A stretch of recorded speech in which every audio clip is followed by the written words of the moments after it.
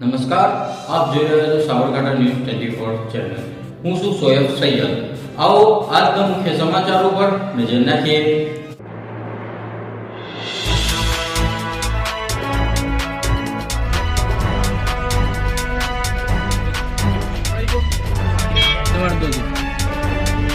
ચડાસના ખાતે જે બનાવ બન્યો છે, કેટલી ટીમો છે તે હાલ કાર્યરત છે અને કેટલા આરોપીઓની અત્યારથી गिरफ्तार કરવામાં આવી?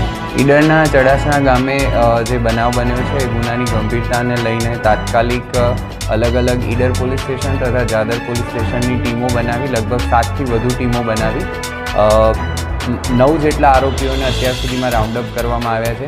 એ સિવાયના આરોપીઓને રાઉન્ડઅપ કરવા માટે અલગ અલગ ટીમો અત્યારે હાલ કાર્યરત છે અને એ લોકોને રાઉન્ડઅપ કરવામાં આવશે.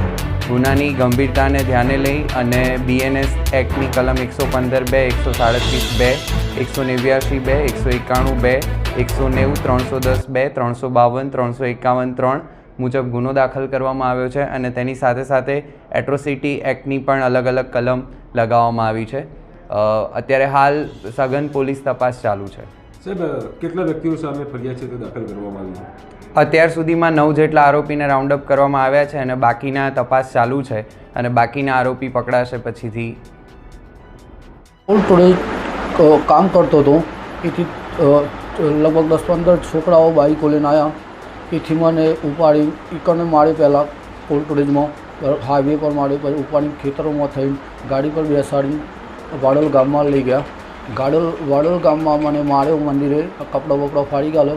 કપડો ફાડી અને પછી આખું ગામ ફેવડ્યું. પછી મારી ઇકોમાં મને બેસાડી અને પોલીસ સ્ટેશન લઈ ગયા, જાદર પોલીસ સ્ટેશન. પોલીસ સ્ટેશન લઈ ગયા એ વખતે કઈ અવસ્થામાં લઈ ગયા હતા આપને? એમને આ કપડા વગર લઈ ગયા હતા. એ બાદ પોલીસે ફરિયાદ દીધી હતી અને પછી શું કાર્યવાહી કરી? કોઈને ફરિયાદ નથી દીધી સાહેબ. કેટલા વ્યક્તિઓ હતા અને શું લગભગ 50 આદમી હતા યુવાના. શું કારણથી આ કૃત્ય કરવામાં આવ્યું આપણી સાથે? એ સાહેબ એ બૈરી એને ઘરવાળાને મારી એને વેમ ખાતો હતો મારા ઉપર, એટલે એને જોન થઈ હતી મારી કે ઓના પર ઓન છે. તો એવી રીતે મને એને આ બધાને છોકરાઓને દારૂ પાઈ અને આ છોકરાઓને બધાને કીધું તે મને કોલ્ડ સ્ટોરેજ લેવા આવ્યા. માંગ શું છે? હવે પોલીસ ફરિયાદ થઈ ગઈ છે આપની, માંગ શું છે આપની? માર એટલે આ સાહેબ આ બધું મારી મને લાફા અને ગરદા મારે, આ મગજ ઉપરના આ બધું. તમારી માંગ શું છે? માંગ એટલે જલ્દીથી જલ્દી મને ન્યાય આપો. કે મને વધારે મારશે, હું એકલો જ છું સાહેબ, મને મારી નાખશે એવી ધમકી આલી છે મને. ઇકોમાં આપની પાસે કંઈક લખાણ લખાવતું અને ઇકોમાં મને લખાણ લખાવ્યું સાહેબ. શું લખાવ્યું? આજથી આ ભાઈ આ ગાડીમાં આવો ના, આ ગામમાં આવો ના જોઈએ.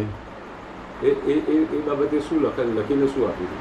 મેં સાહેબ ખાલી સહી જ કરી હતી. એ લખાણ લખ્યું કે આજથી આ ગામમાં આ ભાઈ આવો ના જોઈએ, એવી રીતે એને લખાણ કરી દીધું. પછી મને ખાલી સહી જ કરાવીને છે. શું નામ આપનું? તમારું નામ શું? કેનવા શાદાભાઈ શંભુભાઈ.